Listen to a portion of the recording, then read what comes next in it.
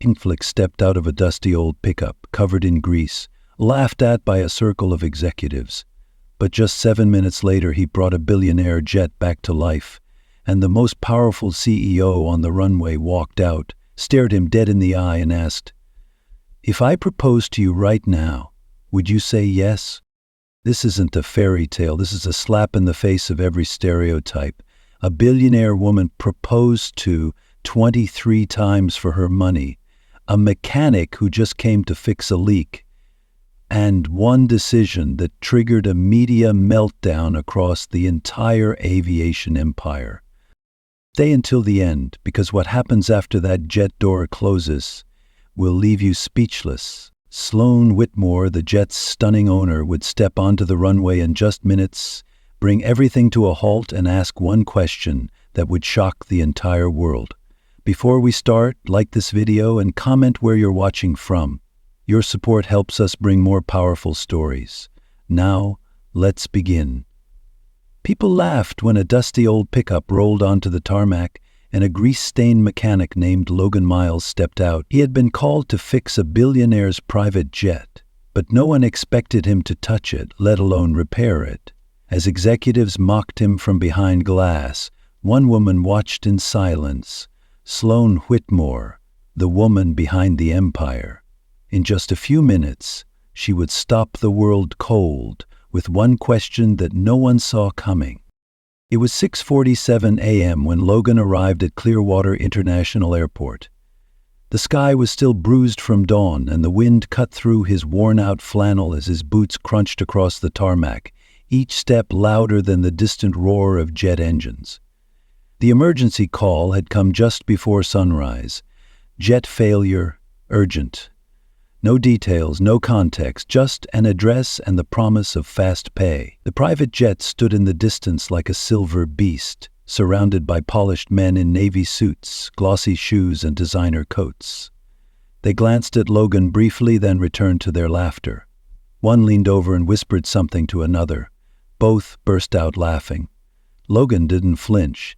He knew their type, boardroom brilliance with no understanding of machines. What mattered now was the aircraft. Lives could be at stake. He dropped his tools beside the jet, opened the engine panel, and froze. What he saw nearly made his breath hitch. The fuel line wasn't just cracked, it was melted. The insulation was gone, the clamp corroded, and a fuel leak sat dangerously close to the ignition coil. Whoever touched it last had no business working in aviation. One spark, and the jet would have exploded mid-air. Logan knew he didn't have hours, he had minutes. No backup, no assistant, no time to explain. He rolled up his sleeves and got to work. His fingers moved with the certainty of years spent fixing engines in barns, on highways, and under the blistering Carolina sun. Airport staff stared. A few pulled out their phones to record. He could feel their judgment burning into his back like heat. But he didn't stop. Inside the terminal, Sloan Whitmore watched everything. She said nothing as her staff chuckled. But she wasn't just a CEO, she was aviation royalty. Her father built Whitmore Skyscape from scratch. She had turned it into an empire. She knew jets. She had flown them, built them, raced them. And what she saw stunned her. She leaned forward, squinting through the glass. Who was this man with oil-slicked hands and torn jeans, moving with the grace of a Why was he the only one who saw what her trained pilots had missed? Then the jet's lights flickered. A soft hum pulsed through the machine like a heartbeat. It was alive again. Her breath caught. She stood up slowly, eyes still locked on the man outside. Everyone else saw a mechanic. She saw something else entirely. And in less than 3 minutes, she would walk down that runway and change both their lives forever. The moment the jet roared back to life, the laughter stopped. The executives behind the glass stared in stunned silence, their smug grins evaporating as the humming grew steadier. One of them whispered, "That should have taken hours." But Logan had already closed the engine panel. He did not celebrate. He did not gloat. He wiped his hands on an old rag, slung his tool bag over his shoulder, and turned to walk away. That was when the private jet's door opened. The The steps lowered slowly, each click echoing like thunder across the silent tarmac. A pair of heels touched the metal steps, sleek, black, commanding. Sloane Whitmore descended with the elegance of someone born into power. But there was something different in her eyes. This was not the gaze of a woman used to getting what she wanted. This was curiosity, sharp, intentional, unshakable. Logan stopped mid-step when he saw her coming toward him. She was dressed in a tailored navy suit with gold buttons, her hair tied back, her stride confident. Every step she took made the suited men behind her shift uncomfortably. She walked right past them, past the silent engineers, past the staff who had been laughing just minutes ago. She walked straight up to the man covered in engine grease, and the world seemed to hold its breath. "You fixed it," she said quietly. Logan blinked. "Yes, ma'am." "No, you saved it. My pilot told me the engine was compromised beyond repair. He said we would need to ground it for a week." He missed a melted fuel line. It was nearly touching the ignition coil, Logan said calmly, brushing dust off his shirt. Her eyes narrowed, not in anger, but in realization. "You could have walked away." "I do not walk away from fire hazard." A beat of silence. Then Sloane smiled. Not the kind of smile worn in boardrooms, but one that came from somewhere real. It was small, honest, and it startled everyone watching. "Do you know who I am?" she asked. "Yes, Sloane Whitmore, Whitmore Skytech. You do not seem impressed. I am here to fix problems." Sloane studied him, then turned to her staff. "Everyone inside, now." No one dared object. The terminal doors clicked shut behind them. Now it was just the two of them on the tarmac. "I have spent my entire life surrounded by men who talk big and do little," she said, her voice softer now. "You are the first one who did the opposite." Logan gave a small nod. "I was just doing my job."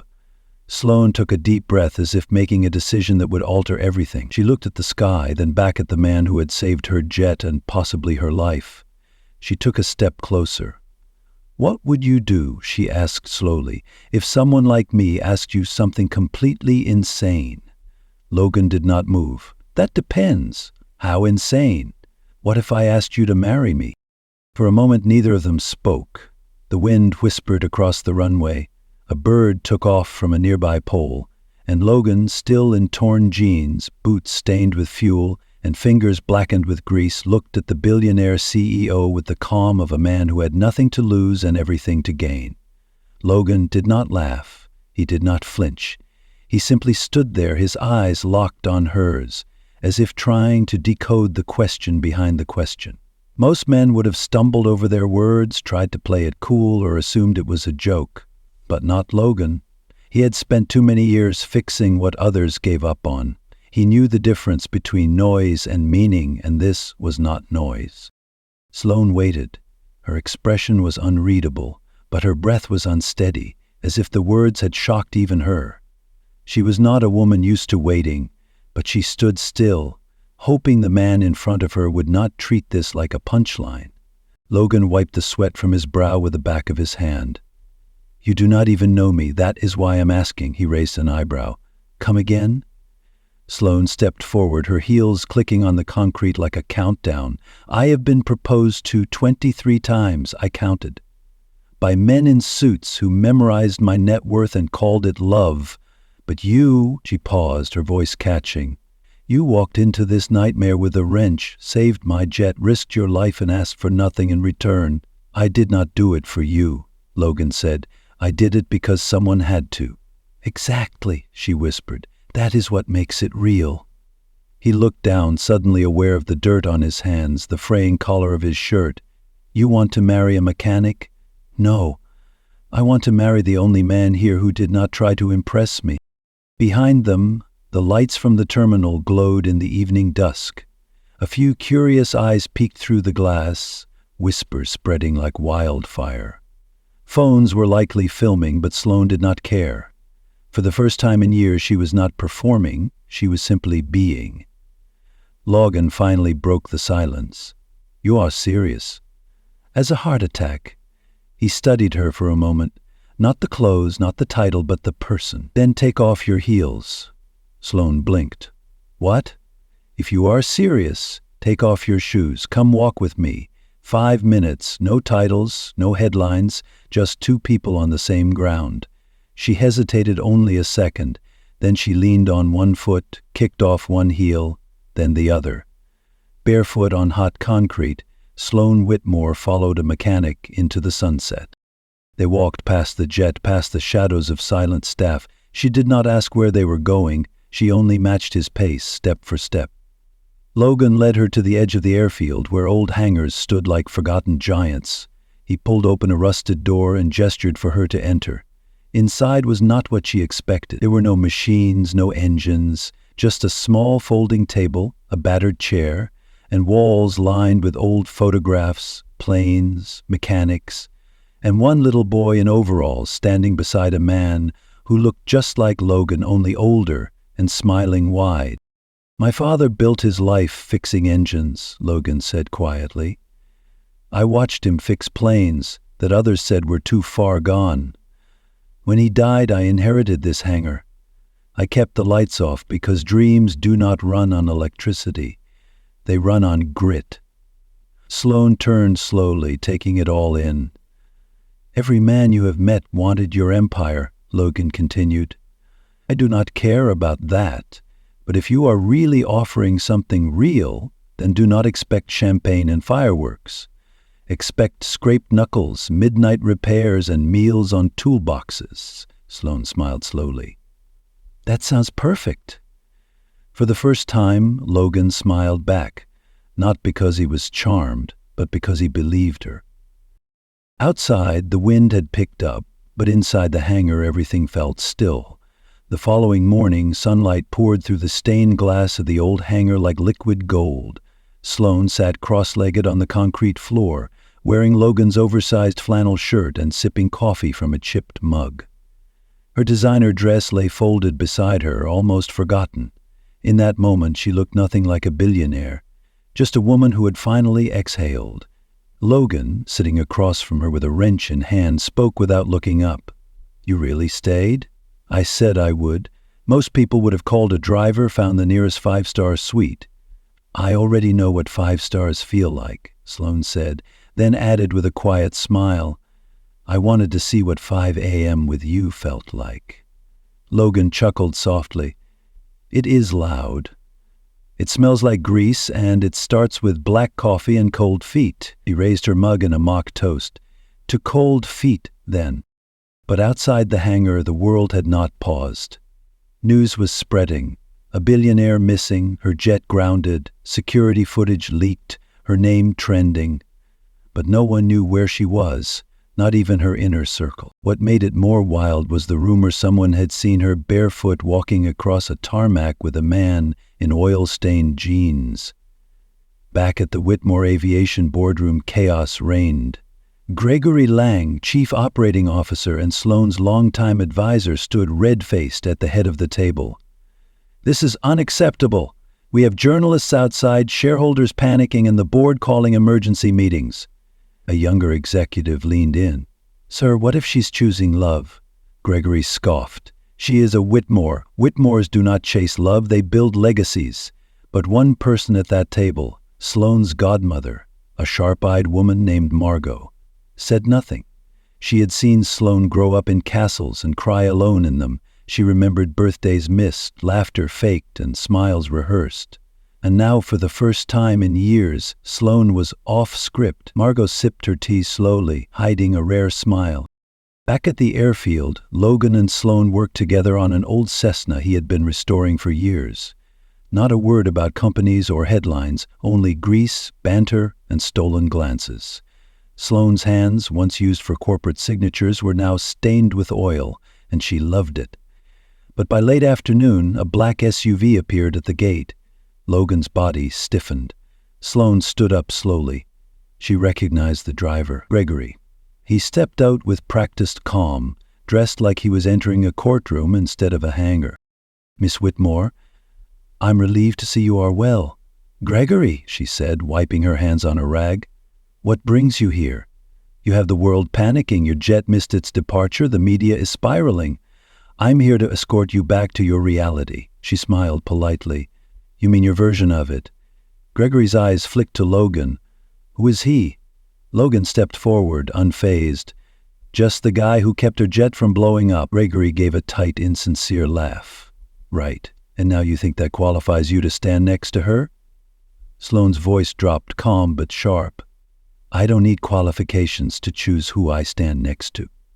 Gregory tried to regain ground. There are investors watching, Sloane. There are appearances to keep. You are a Whitmore. No, she said, walking toward him slowly. I am Sloane. And for the first time, I'm going to live like it. Gregory opened his mouth and closed it again. Sloane turned to Logan. Come with me. Where? To show the world I'm not ashamed of the one person who saw me before the brand. Logan hesitated, then nodded once. She reached for his hand, and this time Logan took it. The doors of the hangar opened wide. The cameras outside clicked like firecrackers.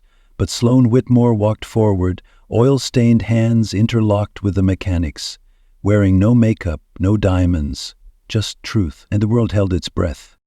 As they stepped out into the bright glare of the afternoon sun, the world outside the hangar seemed like an entirely different realm. Reporters rushed forward, snapping photos and yelling questions, but Sloane did not flinch. She didn't care about their words or their judgment. The only thing that mattered now was the man standing beside her. The man who had seen her for who she truly was. Not the legacy, not the billions, but the person hiding beneath it all. Gregory was already in his car, watching from a distance, his face a mix of disbelief and frustration, his fingers tapping impatiently on the steering wheel. He had never seen Sloane this way, never seen her so unafraid to live on her own terms. The years of carefully crafted personas, of board meetings and investment reports, all of it had crumbled in an instant. Sloane, this is reckless, Gregory had warned her earlier when they spoke on the phone. You can't just throw everything away for some mechanic. What about your future, your legacy? Sloane didn't respond to his frantic messages. She knew what he would say. She knew how much he feared her breaking free. The empire they had built together was at risk. But she had come to a realization that would change everything. She had spent her entire life building a future she never wanted. It was time to stop pretending. Logan stood beside her, his hands still stained with engine grease. He wasn't rich. He didn't have connections. He didn't even own a car that could turn heads.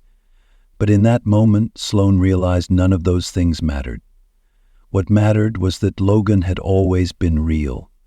He had never wanted her for her name or her wealth. He simply wanted her. As they walked toward the waiting aircraft, Sloane's heart raced, not from the media frenzy around them, but from the strange peace that had settled over her. She had never felt more alive than she did in that moment. For the first time, she was making a choice for herself, not for the expectations of others. Are you sure about this? Logan asked quietly, his voice barely above a whisper as they approached the jet. She smiled, a soft but genuine smile. I've never been more sure of anything in my life. The jet was gleaming under the sunlight, the world outside continuing its chaotic frenzy. But Sloane didn't care about the world anymore. She only cared about what happened next, about taking the steps that would shape the rest of her life. They boarded the jet and the doors closed behind them with a heavy finality. The world outside, the investors, the media, the expectations. They would have to wait. For the first time, Sloane was choosing what came next for her. She wasn't bound by the title that had been placed on her from birth. She was free. As the jet soared into the sky, leaving the hangar and her old life far behind, Sloane looked over at Logan. His face was calm, but there was a warmth in his eyes, a quiet understanding that she had been searching for her whole life. "Where to?" the pilot asked, his voice crackling through the intercom. Sloane thought for a moment. "Wherever life takes us," she said, her voice steady and filled with a newfound sense of freedom. Logan's eyes met hers, and in that glance they both understood. This was not just a new chapter, this was a new beginning, and it was just the beginning of the greatest adventure either of them could ever have imagined. The horizon stretched out before them, vast and limitless, just like the future, and Sloane knew, as the jet continued its ascent into the sky, that she had made the right choice. The world might never understand why she did it, but for the first time, she didn't need their approval. She had found something far more valuable, her own happiness.